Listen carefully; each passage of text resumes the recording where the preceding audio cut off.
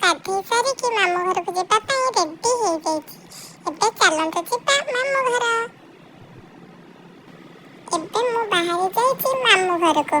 ଆଜି କି ସୁନ୍ଦର ପାଗ ଦେଇଛି। ଆପଣମାନେ ଦେଖିପାରୁଥିବେ ଯେ ମେଘ ଉଠେଇଛି କିନ୍ତୁ ମେଘ ହଉନି। ହେଇଟି ପାଗ କଥା କହୁ କହୁ ବର୍ଷା ହେଲାଣି। ମୁଁ ଟିକେ ବେଶୀ ନଜର ଲଗେଇ ଦେଲି ତ, ସେଥିପାଇଁ ଇନ୍ଦ୍ରଦେବ ବୋଧେ ମୋ ଉପରେ ପାଣି ଢାଳିଦେଲେ ଆଉ।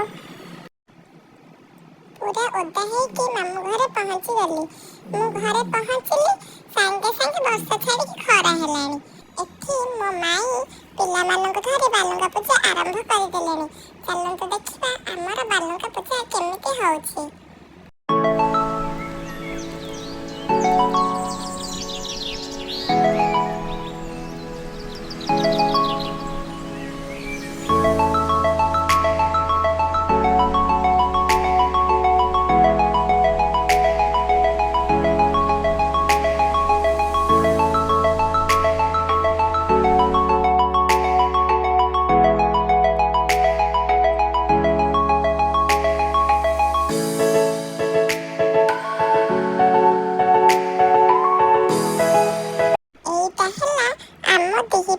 ଭୋଜନ ଭାତ, ଡାଲମା, ଆଳୁ ବିନ୍ସ ଭଜା ଆଉ ଆଳୁ ଚକଟା। ଚାଲନ୍ତୁ ଖାଇବା।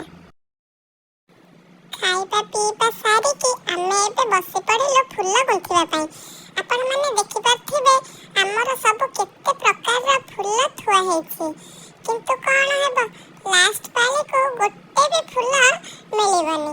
କାହିଁକିନା ସବୁ ପିଲା ଆସିକି ରାତିରୁ ଫୁଲ ନେଇକି ପଳେଇଥିବେ। ଏବେ ମାଇମାନେ ଫୁଲ ଗୁନ୍ଥିବା ଆରମ୍ଭ କରିସାରିଲେଣି। ଚାଲନ୍ତୁ ଦେଖିବା କିଏ କେମିତି ଫୁଲ ଗୁନ୍ଥୁଛି।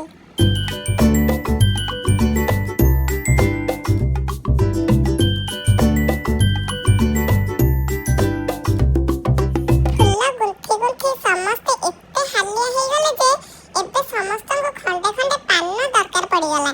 ଏବେ ମୋ ମାଇଁ ମୋ ଆଈର ପାନ ଛୁଡ଼ି ଆଣି ପାନ ଭାଙ୍ଗିବା ଆରମ୍ଭ କରିସାରିଲେଣି ସମସ୍ତଙ୍କ ପାଇଁ। ଚାଲନ୍ତୁ ଦେଖିବା ସେ କେମିତି ପାନ ଭାଙ୍ଗୁଛନ୍ତି।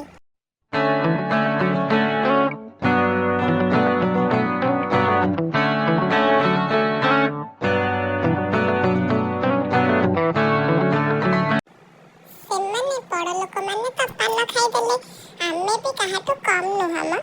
ଆମେ ଭଉଣୀମାନେ ମିଶିକି କୋଲ୍ଡ ଡ୍ରିଙ୍କସ୍ ଆଣିକି ଗ୍ଲାସରେ ଢାଳିଲୁଣି ପିଇବା ପାଇଁ। ସବୁ କାମ ସାରିକି ଆମେ ଭଉଣୀମାନେ ଟିକେ ବସି ପଡ଼ିଲୁ ଖେଳିବା ପାଇଁ। କେତେ ବି କାମ କରିବୁ, ମଝିରେ ମଝିରେ ଟିକେ ମଜାମସ୍ତି ବି କରିଦେଉଛୁ ଆଉ। ବେଶୀ କାମ କଲେ ଆମ ମୁଣ୍ଡ ଖରାପ ହେଇଯିବନି। ସନ୍ଧ୍ୟା ହେଇଗଲାଣି। ଏବେ ମୋ ସାନ ମାଇଁ ଠାକୁରଙ୍କ ପାଖରେ ଚିତା ପକାଇବା ଆରମ୍ଭ କରିସାରିଲେଣି।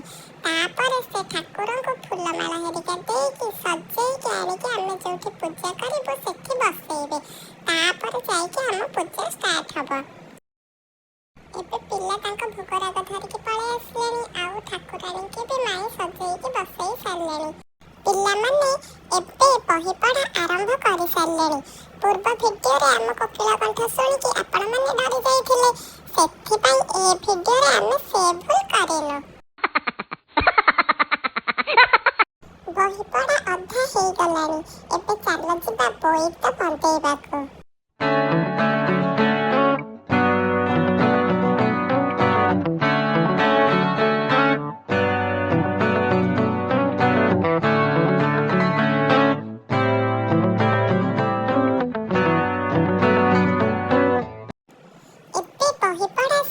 ହେଇଯାଇଛି। ଆଜି ଜଣେ ଦିଦି ଆସିଛନ୍ତି ଆମ ଘରକୁ ପୂଜା କରିବାକୁ। ମାଇଁ ଆଉ ସେ ଦିଦି ମିଶିକି ଭୋଗ ପାଇଁ କଟାକଟି କରୁଛନ୍ତି। ଏବେ ଠାକୁରଙ୍କ ପାଖରେ ଭୋଗ ହେଉଛି, ତାପରେ ଆରମ୍ଭ ହେଇଯିବ ଠାକୁରଙ୍କୁ ବନ୍ଦେଇବା କାର୍ଯ୍ୟକ୍ରମ। ତ ଚାଲନ୍ତୁ ଦେଖିବା କିଏ କେତେ ଭକ୍ତିରେ କେମିତି ବନ୍ଦଉଛି ଠାକୁରଙ୍କୁ।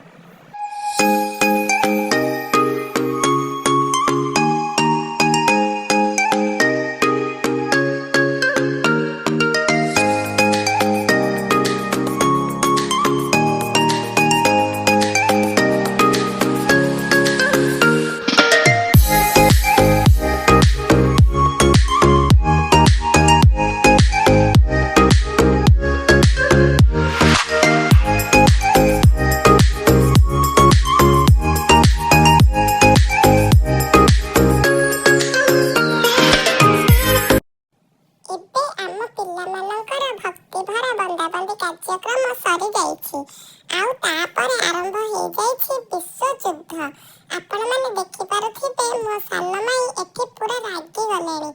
ପିଲାମାନେ ଭୋଗ ନବାକୁ ଏମିତି ମାଡ଼ଗୋଳି ହେଉଛନ୍ତି କହିଲେ ନ ସରେ। ଯାହା କହିଲେ କ'ଣ ହେବ, ପିଲାମାନଙ୍କର ଗୋଟେ ଖୁସି ଆଉ। ଆଜିର ଏଇ ଦିନଟି ଏଇଠି ଶେଷ ହେଇଯାଇଛି। ଯଦି ଆପଣମାନଙ୍କୁ ଭିଡ଼ିଓଟି ଭଲ ଲାଗିଥାଏ ତାହେଲେ ଲାଇକ୍, ସେୟାର, ସବସ୍କ୍ରାଇବ୍ କରିବାକୁ ଭୁଲିବେନି। ରହୁଛି, ନମସ୍କାର।